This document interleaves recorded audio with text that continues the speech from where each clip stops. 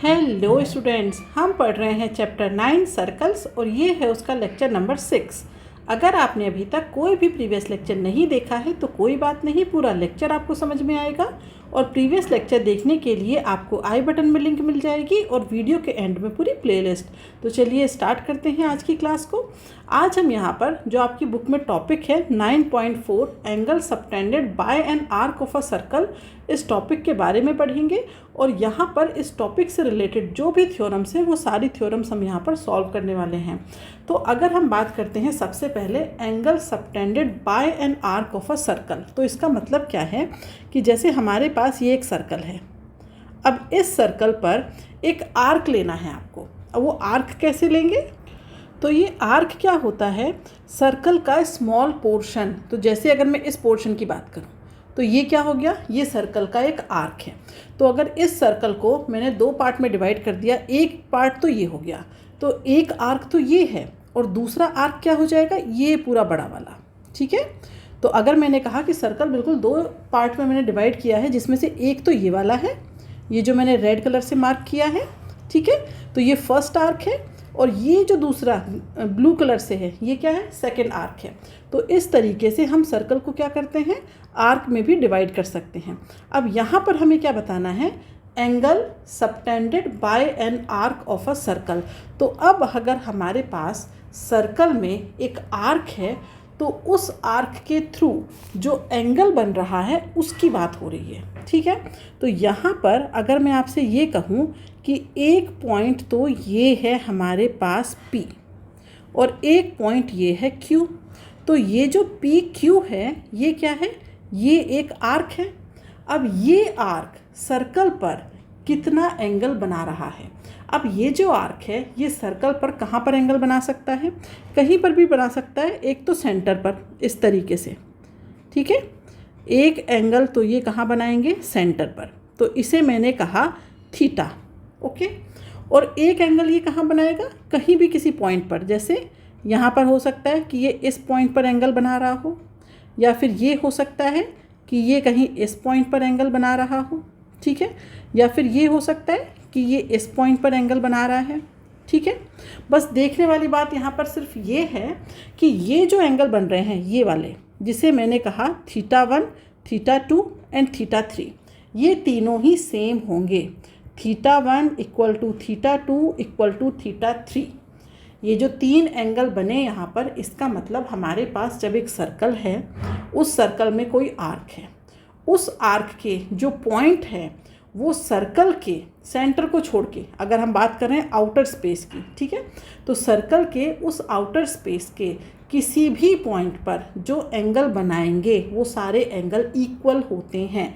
तो ये जो P और Q हैं, इन्हें आप इन दोनों से एक लाइन ड्रॉ करिए और इन्हें सर्कल के किसी भी पॉइंट पर मिलाइए, तो जो एंगल फॉर्म होगा वो इक्वल होगा। ठीक है। और ये सेंटर पर जो एंगल बनाएंगे तो एक ही लाइन आएगी सेंटर पे। ऐसे नहीं है कि आप इस तरीके से ऐसे घुमा के लाइन यहाँ से ले आएंगे और यहाँ से ले आएंगे, ऐसा नहीं हो सकता। ठीक है। तो जो सेंटर पर जो लाइन आएगी वो एक ही लाइन होगी। तो सेंटर पर एंगल बना है थीटा और यहाँ पर एंगल बना है θ1, θ2 एंड θ3। अब इनमें एक और कनेक्शन होता है कि ये जो सेंटर पर जो एंगल बना है थीटा, ये हमेशा डबल होता है एज़ कम्पेयर टू ये जो एंगल है ना θ1, θ2 ये। तो आप कह सकते हैं कि theta is equal to θ1, sorry, theta is equal to 2θ1 is equal to 2θ2 is equal to 2θ3, ये भी होता है। तो अब यहाँ पर हम जो थ्योरम्स पढ़ने वाले हैं ये भी इसी से रिलेटेड ही हैं। ओके। तो अब हम आ जाते हैं थ्योरम पर।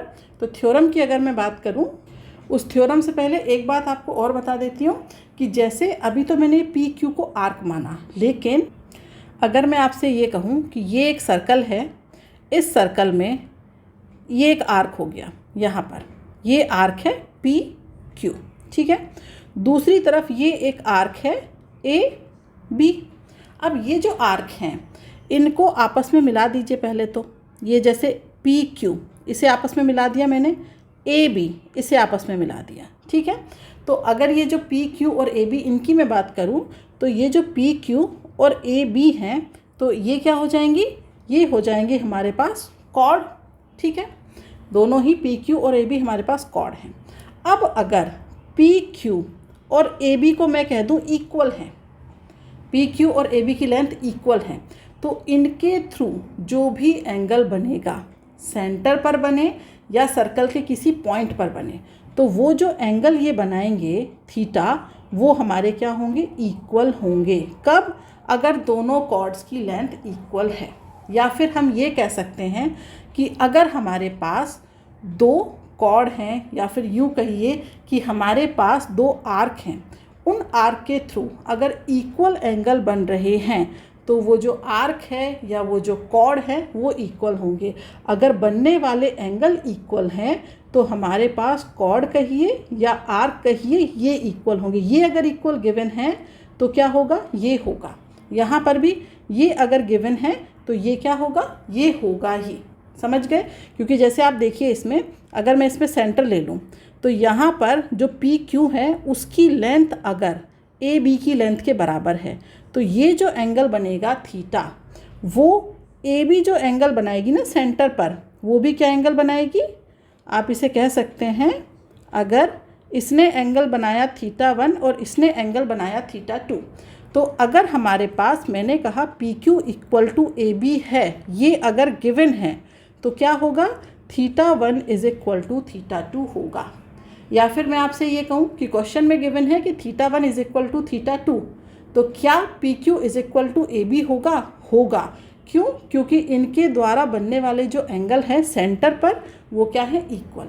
सेम इसी तरीके से सरफेस पे बात होती है कि अगर पी क्यू ने यहाँ पर कोई एंगल बनाया, ये देखिए इस तरीके से यहाँ पर एक एंगल बना जिसे मैंने कहा थीटा 3, ऐसे ही ए बी ने यहाँ पर कोई एंगल बनाया जिसे मैंने कह दिया थीटा 4, तो ये भी क्या होंगे, इक्वल होंगे। ठीक है, तो ये चीज़ भी आप याद रखिएगा। अब हम आ जाते हैं थ्योरम 9.7 पर। बहुत ही अच्छी थ्योरम है। क्वेश्चन में कहा गया है the angle subtended bye an arc at the centre is double the angle subtended by it at any point on the remaining part of the circle। तो जो मैंने अभी आपको बताया था थ्योरम, वही उसी के बारे में है कि जैसे हमारे पास एक ये सर्कल है, अब इस सर्कल में क्या हो रहा है, the angle subtended bye an arc, तो पहले तो एक आर्क ले लीजिए, तो वो आर्क मैंने ले लिया यहाँ पर पी क्यू।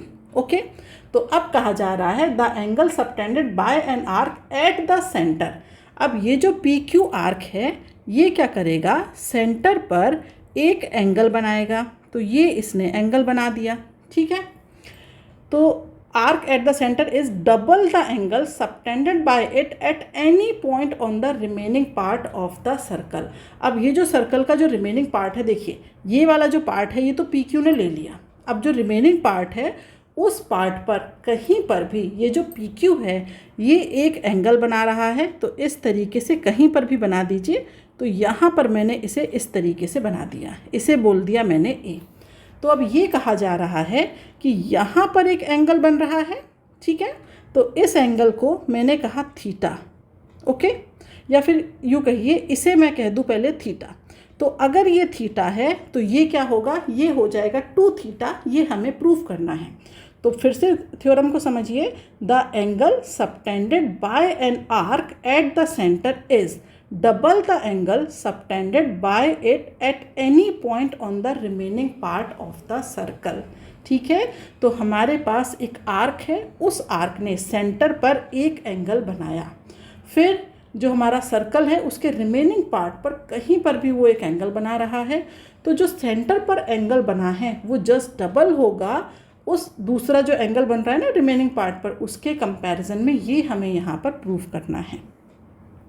अब पहली बात तो ये कि ये जो डायग्राम है ये और तरीके से भी ड्रॉ हो सकता है। जैसे मैंने यहाँ पर क्या किया कि जो पी क्यू है उसे मैंने क्या किया, एक स्मॉल आर्क लिया है। लेकिन अगर मैं इसी पी क्यू को कुछ इस तरीके से ले लूँ, ये हो गया सर्कल।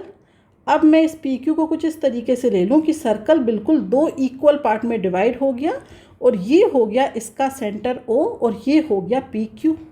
तो अब क्या होगा, अब ये जो पी क्यू है ये यहाँ कहीं पर इस तरीके से एक एंगल बनाएगा जिसकी वैल्यू है थीटा, और ये एक पूरा एंगल हो जाएगा, ठीक है। तो ये हो जाएगा 2 थीटा। ओके, दूसरा एक और तरीके से भी हम डायग्राम ड्रॉ कर सकते हैं कि ये जो पी क्यू है इसको स्मॉल आर्क ना लेकर के क्या लेना है, बड़ा आर्क लेना है। तो ये जो पी क्यू है, मैंने कहा ये जो पी क्यू है ये पूरा इस तरीके से, ये जो बड़ा वाला पोर्शन है ये हो जाएगा हमारे पास यहाँ पर P और यहाँ पर Q, ठीक है।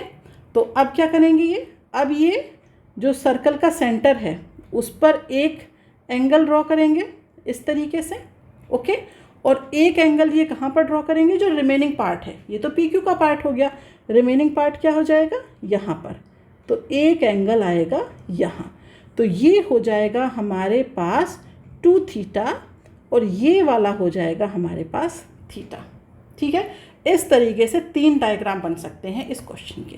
लेकिन सबसे इजी जो सॉल्यूशन निकलेगा, आप किसी में भी कर सकते हैं, इसमें थोड़ा सा कॉम्प्लिकेटेड होगा, बाकी इन दोनों में ये बहुत ही आसान है। ओके, तो मैं आपको ये जो फर्स्ट वाला डायग्राम है ये वाला इसके लिए बताऊंगी, सेकंड वाले को आपको तुरंत समझ में आ जाएगा, थर्ड वाले में थोड़ा सा कॉम्प्लिकेटेड लगता है तो इसको हम नहीं करने वाले हैं, आप फर्स्ट और सेकेंड से देख लेंगे यहाँ पर। ओके, तो अब अगर हम बात करते हैं फर्स्ट वाले की, तो इसमें देखिए हम क्या करेंगे, यहाँ पर एक लाइन ड्रॉ करनी है आपको सिर्फ, और ये जो एंगल है थीटा इन्हें मिटा दीजिए, इनकी हम नेमिंग करेंगे, उससे आपको समझ में आ जाएगा। बाकी क्वेश्चन क्लियर है कि हमें बताना है कि ये हमारा अगर थीटा है, ये वाला ये थीटा है, तो ये वाला जो एंगल है ये वाला, ये हमारा 2 थीटा है, ये हमें क्लियर है। ओके, तो अब हम क्या करेंगे, यहाँ पर एक लाइन ड्रॉ करने वाले हैं, जिसके लिए सबसे पहले आप इन एंगल्स को रिमूव करिए। ओके, तो लाइन कैसे ड्रॉ करेंगे, लाइन ऐसे ड्रॉ करेंगे कि ये जो लाइन है ये इस पॉइंट ए से होते हुए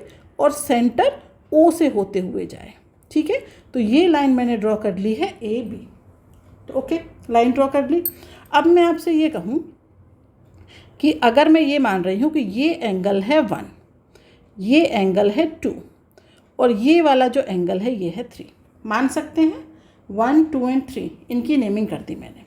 तो अब मुझे बताइए कि ये जो है ये एक ट्रायंगल फॉर्म हो रहा है, क्या ट्रायंगल है, ओ ए बी, इस तरीके से है, ठीक है।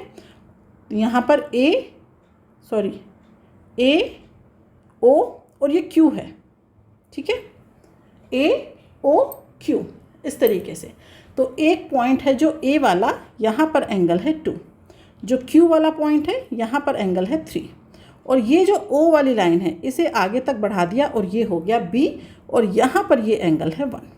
तो आप लोगों को जो ट्रायंगल वाली थ्योरम्स हैं उन सबसे पढ़ा है, और उससे हम ये कह सकते हैं कि एंगल 1 की जो वैल्यू है वो एंगल 2 प्लस एंगल 3 के इक्वल होगी, ये चीज़ हमें पता है, ठीक है। जो एंगल 1 है एंगल 2 प्लस एंगल 3 के इक्वल होगा, कैसे, तो वो भी देख लीजिए। तो जैसे अगर मैं कहूँ कि ये है एंगल 4, तो हमें पता है angle 2 plus angle 3 plus angle 4, okay, ये कितना होता है 180 डिग्री, और एंगल 1 प्लस एंगल 4 ये भी कितना होता है 180 डिग्री, क्योंकि ये एक लीनियर पेयर बना रहे हैं। तो दैट मीन्स जो हमारे पास एंगल 2 प्लस एंगल 3 है वो क्या होंगे, एंगल 1 के इक्वल होगा, ये चीज़ हमें पता है। तो यहाँ पर मैं लिख लेती हूँ angle 1 is equal to angle 2 plus angle 3। अब यहाँ पर आ जाइए इस ट्राइंगल ए ओ क्यू में, हमें पता है ये जो ए ओ है ये क्या है, रेडियस है, ये जो ए ओ है ये क्या है, रेडियस आर, ये जो ओ क्यू है ये भी क्या है, रेडियस आर। तो that means angle 2 is equal to angle 3 हो जाएगा। क्यों, क्योंकि यहाँ पर ये जो 2 साइड्स है ना ये क्या हो गई, इक्वल हो गई, ओके। तो इसका मतलब angle 2 is equal to angle 3। तो अब मैं यहाँ पर लिख सकती हूँ angle 1 is equal to twice of angle 2, इसे मैंने कह दिया इक्वेशन नंबर 1। इतना क्लियर है कि ये जो एंगल 1 है ये इक्वल है ट्वाइस ऑफ एंगल 2 के। अब सेम प्रोसीजर हम किस में लगाएंगे, हम लगाएंगे इस दूसरे ट्रायंगल में। तो उस दूसरे ट्रायंगल के लिए भी नेमिंग कर लीजिए। तो मैंने कहा ये हो गया हमारे पास एंगल 3, ये हो गया हमारे पास एंगल 4, और ये हो गया हमारे पास एंगल 5, ठीक है। अच्छा, मैंने एंगल 4 ऑलरेडी माना हुआ था ना, यहाँ पे इधर बताया था, ठीक है। तो इसे रहने दीजिए, हम बोल देंगे ये हो गया, अच्छा एंगल 3 भी माना हुआ है, एंगल 5, ये हो गया एंगल 6 और ये हो गया एंगल 7। ठीक है, तो अब हम क्या लिख सकते हैं, angle 5 plus angle 6 is equal to angle 7। Angle 5 plus angle 6 is equal to angle 7। अब यहाँ पर भी वही बात है, एंगल 5 और एंगल 6 ये क्या है, हमारे इक्वल है।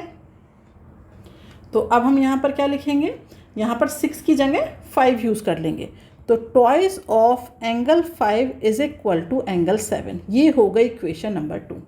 अब इक्वेशन नंबर 1 और 2 को ऐड करना है। ठीक है, तो यहाँ पर एंगल 1 प्लस एंगल 7 इन्हें ऐड करेंगे, equal to twice of angle 2 plus angle 5। Okay, तो अब ये देखिए, ये जो एंगल 1 और एंगल 7 है इसे हम क्या लिख सकते हैं, इसे हम लिख सकते हैं एंगल POQ। तो ये हो गया angle POQ is equal to twice of angle 2 plus angle 5, ये क्या बना रहा है, एंगल PAQ। तो हम इसे लिखेंगे एंगल PAQ। यही हमें प्रूव करना था कि angle POQ is equal to twice of angle PAQ। यही तो प्रूफ करना था कि ये वाला जो हमारा एंगल है, ये वाला एंगल, ये क्या है, ये जस्ट डबल है इस एंगल के। तो ये एंगल है एंगल 1 प्लस एंगल 7 और ये वाला एंगल है एंगल 2 प्लस एंगल 5। तो यहाँ पर ये हमने क्या किया, प्रूव कर दिया। ठीक है, तो ये तो मैंने जो फिगर 1 था उसके लिए बताया। अब आप फिगर 2 के लिए देखिए, यहाँ पर भी हम क्या करेंगे, अगर आप इसके लिए भी ड्रॉ करना चाहें तो आपको क्या करना होगा, एक लाइन इस तरीके से ड्रॉ करेंगे। ओके, इस तरीके से एंगल से होते हुए, और ये कहाँ से आएगी, ये इस तरीके से सेंटर से जाएगी जैसे हमने इसमें किया था। तो यहाँ पर भी फिर से वही होगा, हमारे पास 2 ट्राइंगल बनेंगे। ठीक है, एक तो पहली बार आप क्या करेंगे, इस वाले ट्राइंगल को देखेंगे, ये जो ट्राइंगल है इसके लिए। अगली बार फिर हम क्या करेंगे, इस वाले ट्राइंगल के लिए। तो यहाँ पर भी 2 ट्राइंगल बनेंगे, उसी तरीके से करेंगे। ठीक है, तो यहाँ पर आप इसके लिए भी कर सकते हैं, बट हम क्या करेंगे, जो सबसे फर्स्ट केस है जनरली हम उसके लिए ही देखते हैं, क्योंकि हम छोटा सा आर्क लेते हैं, फिर हम ये सारी कैलकुलेशन करते हैं। ओके, तो आज के लिए इतना ही। अगली क्लास में हम इसमें अभी 2 थ्योरम्स और बची हुई हैं, उन्हें देखेंगे, फिर हम नेक्स्ट टॉपिक पर जाएंगे। तो वीडियो पसंद आया हो तो इसे लाइक करिएगा, और अगर आपको आज के लेक्चर में कोई भी डाउट है तो आप मुझे कमेंट बॉक्स में लिख करके बता सकते हैं। नेक्स्ट क्लास में आपके डाउट को ज़रूर से सॉल्व किया जाएगा। मिलते हैं अगली क्लास में। आज के लिए बाय बाय स्टूडेंट्स।